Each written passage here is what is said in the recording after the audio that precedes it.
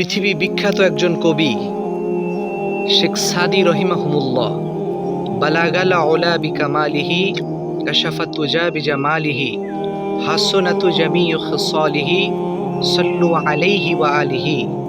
এই কবিতাটি লেখে তিনি বিশ্বকে জয় করেছেন। বিশ্বের সকল আলেমদের অন্তরের ভিতরে তিনি জায়গা নিয়েছেন। তো এই কবির জীবনের একটি ঘটনা রয়েছে।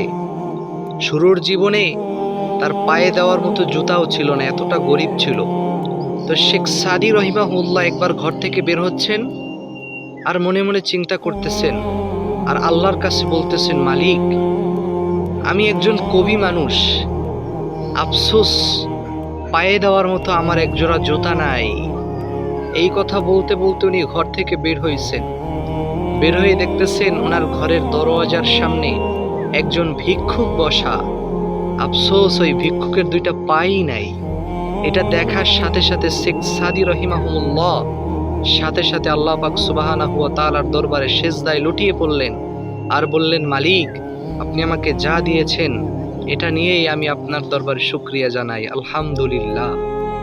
তো এই পৃথিবীতে প্রতিটা মানুষের যার আছে যত বেশি তার চাইও তত বেশি। দেখবেন যেই লোকটা খালি পায়ে বাজারে যায় সে চিন্তা করে আমার যদি একটা সাইকেল থাকতো। যে লোকটা সাইকেলে চড়ে বাজারে যায় সেও আবার চিন্তা করে আমার যদি একটা মোটর সাইকেল থাকতো। তো যার মোটর সাইকেল আছে সেও চিন্তা করে আমার যদি একটা 4 চাক্কার প্রাইভেট কার থাকতো।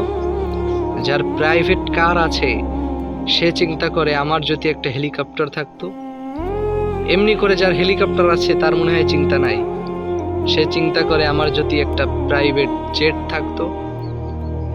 তো এমনি ভাবে এই পৃথিবীতে যার আছে যত বেশি তার চাই তত বেশি। যার আছে 5 তলা সে চায় তার হোক 10 তলা। আছে 1 লাখ সে চায় তার হোক আরো 2 লাখ। তো এই কম্পিটিশন আমাদেরকে কিয়ামতের কথা স্মরণ করিয়ে দেয়। কিয়ামতের আগ মুহূর্তে এই পৃথিবীর মানুষগুলো বিশাল বড় বড় বিল্ডিং তুলতে থাকবে, বিল্ডিং তোলার প্রতিযোগিতা করতে থাকবে। আল্লাহ পাক আমাদেরকে সহি বুঝ দান করুক, আমিন।